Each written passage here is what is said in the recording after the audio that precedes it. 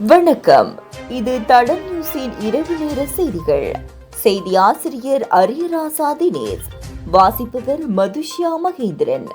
முதலில் தலைப்புச் செய்திகள்.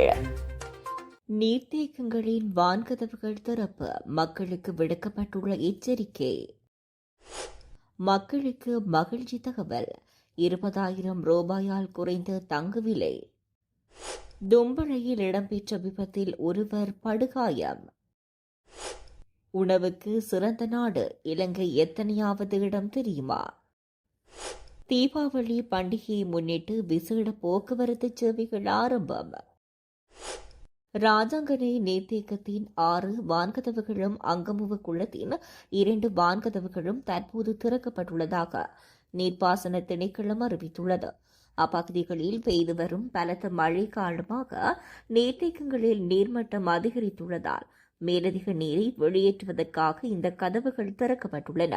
இதனால் தாழ்வான பகுதிகளில் வசிக்கும் மக்கள் அவதானமாக இருக்குமாறு அதிகாரிகள் அறிவுறுத்தியுள்ளனர். நாட்டின் பெரும்பாலான பகுதிகளில் பிற்பகல் 1 மணிக்கு பிறகு மழை அல்லது இடியுடன் கூடிய மழை பெய்யக்கூடும் என வளிமண்டலவியல் திணைக்களம் எதிர்வு கூறியுள்ளது. வளிமண்டலவியல் திணைக்களம் இன்று வெளியிட்டுள்ள அறிக்கையில் இதனை தெரிவித்துள்ளது. சப்ரகமுவ, மத்திய, ஓவா, வடமத்திய மற்றும் வடமேல் மாகாணங்களில் சில இடங்களில் 100 மில்லிமீட்டருக்கும் அதிகமான ஓரளவு பலத்த மழை வீழ்ச்சி எதிர்பார்க்கப்படுகிறது.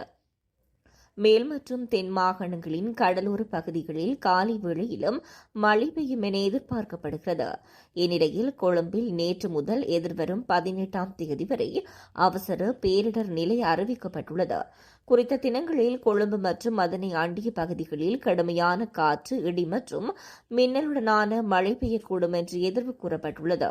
இடியுடன் கூடிய மழை பெய்யும் வேளைகளில் தற்காலிகமாக அதிகரித்து வீசக்கூடிய பலத்த காற்று மற்றும் மின்னல் தாக்கங்களினால் ஏற்படக்கூடிய பாதிப்புகளை குறைத்துக் கொள்ள தேவையான முன்னெச்சரிக்கை நடவடிக்கைகளை எடுத்துக் கொள்ளுமாறு பொதுமக்கள் அறிவுறுத்தப்படுகின்றார்கள். இலங்கையில் தங்கத்தின் விலை நேற்றுடன் ஒப்பிடுகையில் இன்று குறைவடைந்துள்ளதாக சந்தை தரவுகள் தெரிவிக்கின்றன. அதன்படி இன்று 20,000 ரூபாயினால் குறைந்துள்ளதாக கொழும்பு செட்டியார் தெரு சந்தை தரவுகள் குறிப்பிடுகின்றன. நேற்றைய தினம் 3,79,200 ரூபாவாக காணப்பட்ட 22 கேரட் 1 பவுண்ட் தங்கத்தின் விலை 3,60,800 ரூபாவாக குறைந்துள்ளது. இதேவேளை நேற்று 4,10,000 ரூபாவாக இருந்த 24 கேரட் 1 பவுண்ட் தங்கத்தின் விலை இன்று 3,90,000 ரூபாவாக குறைந்துள்ளதாக செட்டியார் தெரு தங்கச்சந்தை வட்டாரங்கள் தெரிவிக்கின்றன. உலக சந்தையில் தங்கத்தின் விலை தொடர்ச்சியாக அதிகரித்தமையினால் இலங்கையிலும் தங்க விலையில் அதிகரிப்பு ஏற்பட்டுள்ளமை குறிப்பிடத்தக்கது. யாழ்ப்பாணம் வடமராட்சி பருத்தித்துறை தும்பளை மணியக்காரன் சந்திய பகுதியில் இடம்பெற்ற விபத்தில் ஒருவர் படுகாயமடைந்த நிலையில் யாழ்ப்பாணம் போதனா வைத்தியசாலையில் அனுமதிக்கப்பட்டுள்ளார்.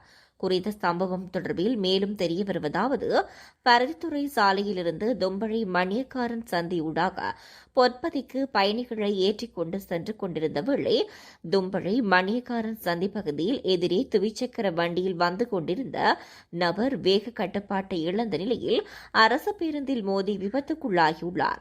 விபத்துக்குள்ளானவர் பருத்தித்துறையைச் சேர்ந்த 38 வயதுடையவர் என்றும் உடனடியாக பருத்தித்துறை ஆதார வைத்தியசாலைக்கு கொண்டு செல்லப்பட்டு மேலதிக சிகிச்சைக்காக யாழ்ப்பாணம் போதனா வைத்தியசாலைக்கு மாற்றப்பட்டுள்ளார். குறித்த விபத்து தொடர்பான விசாரணைகளை பருத்தித்துறை போலீசார் மேற்கொண்டு வருகின்றனர். உலகில் உணவுக்கு சிறந்த நாடுகளின் பட்டியலில் இலங்கையும் தனது பெயரை நிலைநாட்டியுள்ளது. 2025 வாசகர்களின் தேர்வு விருதுகளின் அடிப்படையில் உலகில் உணவுக்கு சிறந்த நாடுகளின் பட்டியலில் இலங்கை 7வது இடத்தில் உள்ளது. முதலிடத்தில் தாய்லாந்து 98.33 புள்ளிகளுடனும், 2வது இடத்தில் இத்தாலி 96.92 புள்ளிகளுடனும், 3வது இடத்தில் ஜப்பான் 96.77 புள்ளிகளுடனும் முன்னேறியுள்ளன. இதில் இலங்கைக்கு 95.56 புள்ளிகளுடன் 7வது இடம் கிடைத்துள்ளது. இலங்கை தனது உணவுகளுக்கான தனித்துவமான மசாலா, நிறம், தேங்காய் கலவையின் மூலம் இந்த இடத்தை பிடித்துள்ளது. நாட்டின் உணவை அறிந்து கொள்ள பெட்டா சந்தை சிறந்த இடமாக தெரிவிக்கப்பட்டது. இலங்கையின் முக்கியமான உணவுகளில் கொத்து ரொட்டி, அப்பம் போன்றவை பரிந்துரைக்கப்பட்டுள்ளன. இலங்கை உணவு சுவை மரபுகளை முன்னிலைப்படுத்தும் தலைமுறை குடும்ப சமையல் குறிப்புகளின் அன்பான தொடுதல் போன்றவை மக்களிடையே அதனை பிரபலமானதாக மாற்றியுள்ளதாக தெரிவிக்கப்பட்டுள்ளது. தீபாவளி பண்டிகையை முன்னிட்டு நாட்டின் பல்வேறு பகுதிகளுக்கு பொதுமக்கள் செல்லும் வசதிக்காக விசேட போக்குவரத்து சேவைகள் தொடங்கப்பட்டுள்ளன. அதன்படி இன்று கொழும்பின் புறக்கோட்டையிலிருந்து ஹேட்டன், பதுளை, நுவரெலியா, மஸ்கெலியா, நானோயா, யாழ்ப்பாணம் ஆகிய பகுதிகளுக்கு மேலதிகமாக 75 பேருந்துகள் சேவையில் உள்ளன.